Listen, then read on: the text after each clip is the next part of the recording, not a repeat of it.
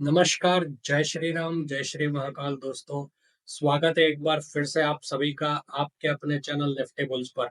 ये जो पूरा वीडियो सीरीज है, ये जो प्लेलिस्ट है, उसमें मैं मेरे टेक्निकल व्यूज जो चार्ट रीडिंग है, उसके बेसिस पर मैं आपको समझाने वाला हूँ कि सारे सेक्टर्स में क्या चल रहा है, इंडेक्स में क्या चल रहा है और हमको कौन से लेवल्स पे कॉशियस रहने की ज़रूरत है और कौन से लेवल्स पे हमारा सपोर्ट क्रिएट हुआ हुआ है, जहां से मार्केट एक वापस बाउंस बैक दे सकता है।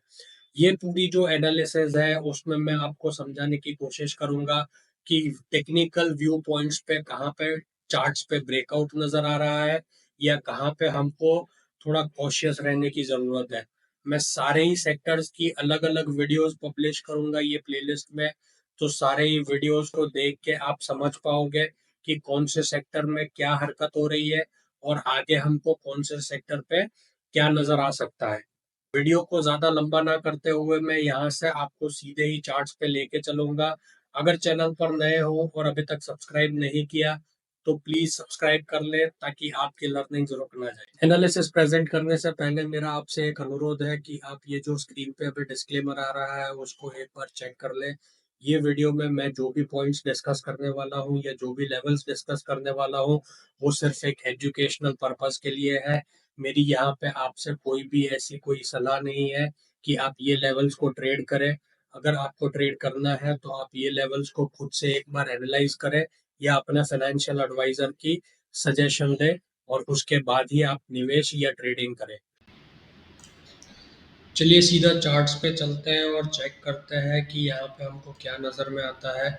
सबसे पहले हम डिस्कस करेंगे आईटी इंडेक्स के बारे में। आईटी सेक्टर में हमको क्या मूवमेंट दिख रही है या क्या पॉसिबिलिटीज़ है। उसके लिए मैंने अभी एक लॉन्ग टर्म चार्ट ओपन किया हुआ है। यहाँ पे ये हम वीकली चार्ट्स को डिस्कस कर रहे हैं और अगर हम ध्यान से चेक करें तो वीकली चार्ट में मेरे को यहाँ पे एक ब्रेकआउट आता हुआ दिख रहा है जो कि क्लियरली हमने ब्रेक किया था 37,600 के लेवल्स पर।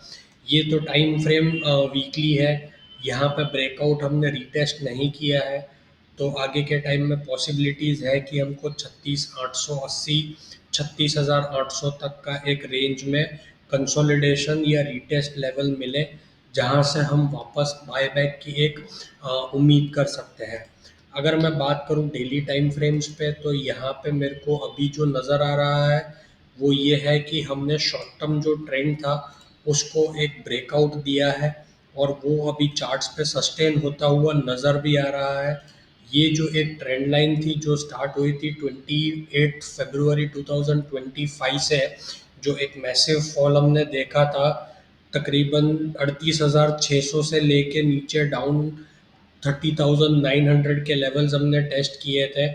वहाँ की जो एक ट्रेंड लाइन का हमने यहाँ पे रेजिस्टेंस था, अभी हम उसको सपोर्ट के हिसाब से चेक कर सकते हैं और हमारा इमीडिएट जो सपोर्ट है चार्ट पे वो होगा 38,200 वाले लेवल्स पे। अगर मैं बात करूँ ऊपर वाले जो गैप है या पहले का जो सपोर्ट था वो लेवल था यहाँ पे 39,900 की रेंज में। अगर आप देखोगे तो यहाँ पे हमने प्रीवियसली नवंबर 2024 में सपोर्ट क्रिएट किया था और वहाँ से हमने एक रैली स्टार्ट की थी नए हाइस के लिए जो कि थी ऑलमोस्ट 46,080 तक की। यहाँ पे हमको एक बहुत ही बड़ा फॉल जो था वहाँ पे एक गैप भी नज़र आ रहा है। अगर मैं चार्ट पे यूजुअल गैप्स या अनयूजुअल एक्टिविटीज़ की बात करूँ तो एक ये जो एरिया है वो मुझे दिख रहा है जहाँ पे बायर्स जो है वो वापस नहीं लौटे हैं और यहाँ पे हमारा एक सेलिंग सप्लाई जोन क्रिएट हुआ है। अगर वो जोन की मैं बात करूँ तो वो है 40,080 से लेके 40,400 की रेंज, जहाँ पे हमने प्रीवियसली जो फॉल था उसके बाद कभी भी बायर्स वहाँ पे लौटे नहीं है।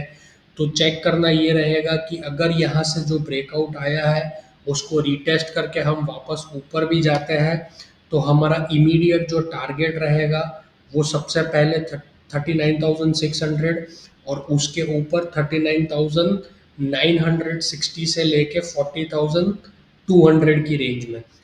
40,200 में क्यों बोल रहा हूँ उसके तीन रीजंस हैं।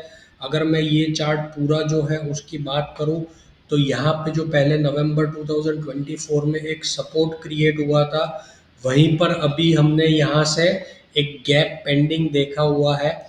एंड ओवरऑल जो 46,088 के लेवल से हमने 30,918 तक का फॉल जो ऑब्जर्व किया, उसमें एक फिब एक्सटेंड, अगर तुम फिबोनाची रिट्रेसमेंट टूल ड्रॉ करोगे तो तुमको पता चलेगा कि 40,294, जो कि बहुत ही इम्पोर्टेंट लेवल है 61% का, वहाँ पे एक रेजिस्टेंस क्रिएट हुआ है। जहाँ पे पहले डिमांड जोन था, वो अभी सप्लाई जोन पे काम करने वाला है। एंड ओवरऑल यहाँ से मेरे को एक स्ट्रक्चर जो है वो ऊपर की साइड पे रेजिस्टेंस लेता हुआ दिख रहा है।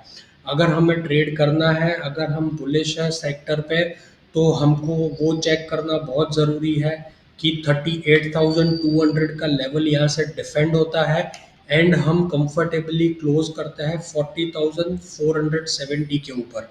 अगर जब तक ये नहीं होता, तो अभी का जो करंट रेंज है 38,800 से लेके 40,500 के बीच में, वो रेंज एक डिसाइसिव रेंज है और यहाँ पे हमको बहुत ही कॉशियसली ट्रेड करने की ज़रूरत है।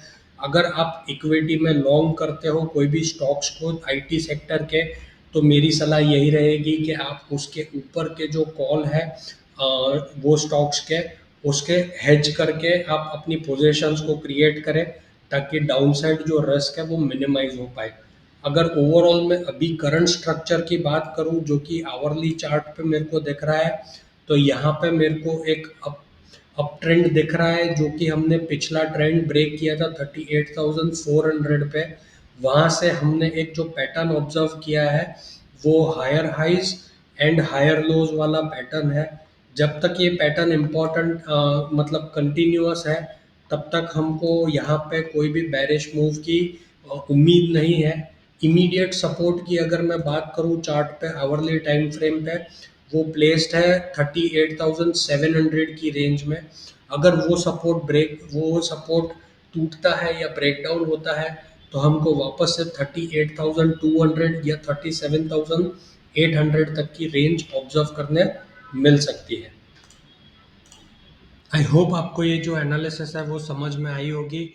अगर आपके कोई भी डाउट्स है या क्वेश्चंस है, तो आप मेरे को कमेंट सेक्शन में पूछ सकते हो, जहाँ पे मैं ट्राई करूँगा कि आपके सारे कमेंट्स या क्वेरीज का मैं रिप्लाई करूँ। अगर आपने ये वीडियो समझ में आया है और एनालिसिस अच्छी लगी है, तो वीडियो को एक लाइक ज़रूर दे देना।